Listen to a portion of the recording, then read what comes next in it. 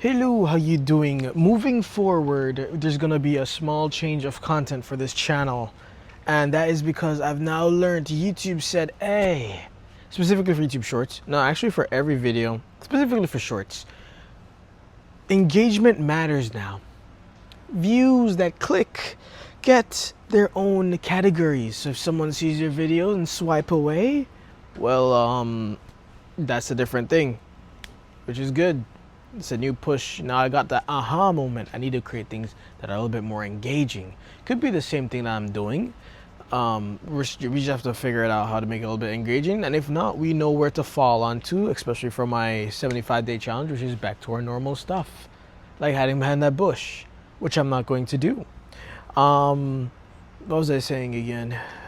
Oh yeah, let me tell you something that you don't want to do on YouTube. From my whole 9 years of YouTube, I decided, hey, what if I help doing people something that I probably, you shouldn't be doing? Pirated applications. Oh my God, pirated applications. This is not something new to you. But what if you're promoting pirated applications? Which I have once, I never did that. I never did that before. Anyway, Camtasia.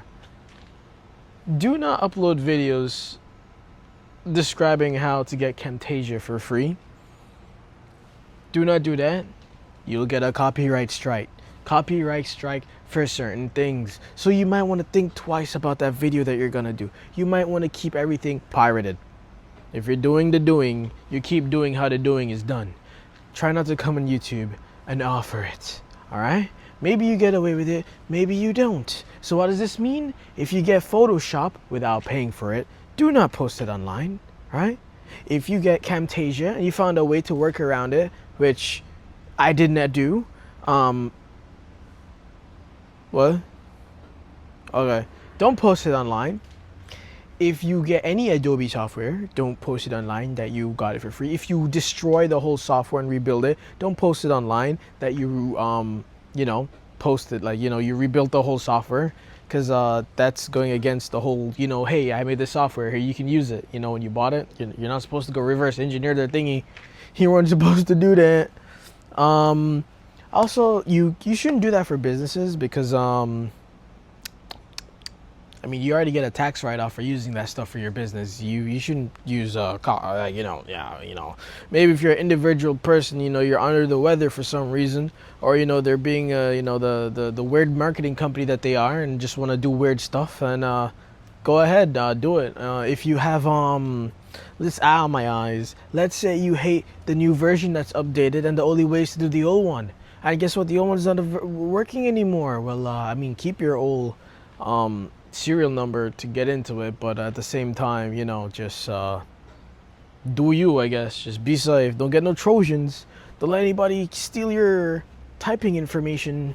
I forgot what they call it, monitoring. Anyway, don't do that on YouTube. Another thing you want to do, don't do nudity on YouTube. Privated or not, actually, you can get away a little bit with privated, but it's still a slippery slope, because if somebody reports it, then it's gone. So that's how it works. And what else have I learned from YouTube? That's pretty much it. Welcome to day 58 of the 75-day hard challenge, and I basically taught you a little bit of YouTube, of what you need to know. What else would you need to know if I told you to start about YouTube? All right, let me tell you some other things. You cannot put any videos that are over 24 hours, I believe. You can no longer put videos that are over 24 hours online. You can, so especially when streaming, if you're streaming, there's a lot of mosquitoes right now. Oh my God, there's like 4 of them.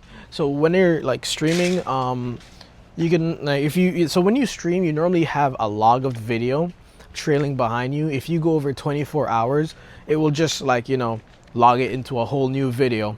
But yeah, for YouTube, I believe it's 24 hours of footage is the max that you can upload. And other than that, you gotta have a part 1, part 2.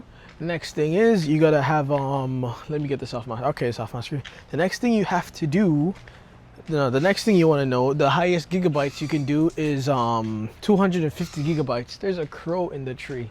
Hey, how you doing? He birding. The next thing about YouTube I could tell you is This deserves its own video. I'll get my ideas straight. If you watch this video, congratulations, you now know a lot more stuff. Okay, YouTube, back to YouTube. Okay, so YouTube, I believe, so hear me out, right? Do not worry about your own quality. If you want high quality, whatever you deem as high quality, you deem as high quality, all right? My house, I can't, like, you know, process a lot of upload speed. My upload speed is like 5 megabytes a second, quite slow versus everybody else today.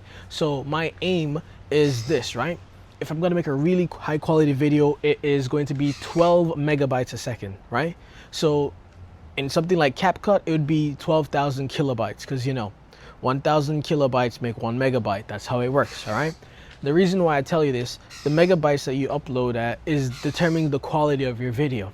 The lower the file, the more squares you're gonna have on screen. Think about it like also like downscaling your resolution, but you're not downscaling your resolution. So what basically end up doing is just taking a picture and just degrade it a little bit more. Specifically by the colors, you're gonna see things get blocky, it's gonna get a little bit blurry. The next thing you wanna know, okay, let me just tell you a little bit of your iPhone, right? For recording stuff. I already covered the megabytes. YouTube, so the reason why you want to know this, YouTube processes everything down to 12 megabytes, but YouTube uses a different type of encoder to compress the file. So the craziest one that I could use is HVEC, right? HVEC is something new, or H.265, something like that, right? H.265, or I forgot how it goes, but there's H.264, which is very easy for a lot of computers to run and like do formats. And there's H.265, which is also HVEC video. It's a very more compact. It's more, it gives you smaller file sizes while keeping up a very high quality, and that is very good. You do require a specific player to get that, especially if you have Windows 10. So I did end up getting that. Or I got this something called DivX. They're pretty good. So I think that's it. All right, so let me tell you about my iPhone. Something that I've done is actually turn down the quality. What? No wonder this video looks like God. No. I turn off high definition rendering because it's really hard for my computer to do that, and I'm not spending probably 6 hours or 7 hours to upload one video. If I did, man, that would be a really good quality video, but there's computers that do it better than my 2015 MacBook Pro. All right.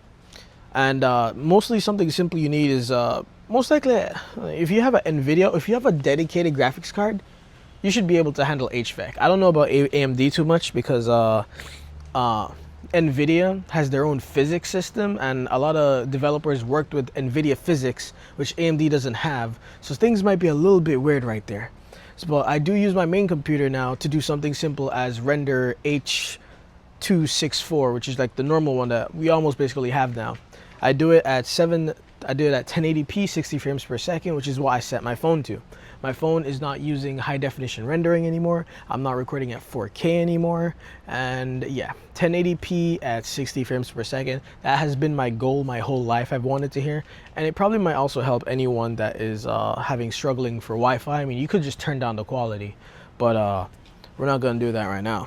The next thing I'm gonna tell you about is, let me have another thought. What should I tell you about now that we're talking about file systems? If you want to know, I guess I could tell you the MacBook that I'm using is a 2015 MacBook Pro. It's running Big Sur. That is very important to tell you what's happening with my software. And yes, the most I can do with that one is the H.264, but it still struggles compared to my actual computer, which has a dedicated graphics card. I have a GTX 1080 NVIDIA card. Yeah. So things are faster now, just a little bit. Still have to wait, but not a crazy amount like what I had to. But color space, yes. The color space, what you use, also influence, you know, the quality, the color definition, and also the space and the time it takes to render. I set mine to, I believe, I'm not too sure what it's called, but it might be R702. It's one of the default ones. 704 or 702. Something 704 or 702 or 706.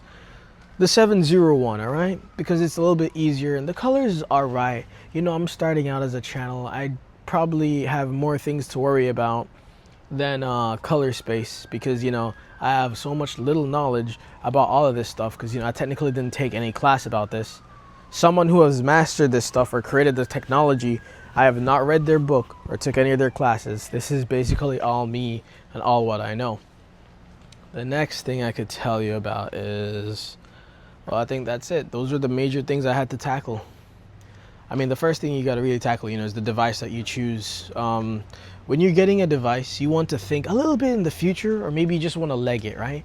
Maybe you want to leg it and actually start. If you want to actually start, grab any camera, grab any computer, all right? Nowadays, we can use our phones. Back in the days, we still could use our phones, but it was just not good enough. Today, it's good enough. You have way more powerful editing software. If I had CapCut in the past, well, everybody would have different content for sure, but you know, we definitely needed a computer in the past. And in the past, that's the only way you could have had it to get some really good quality edits. Especially if you wanted to put a picture in a picture, you're gonna definitely need that computer for that.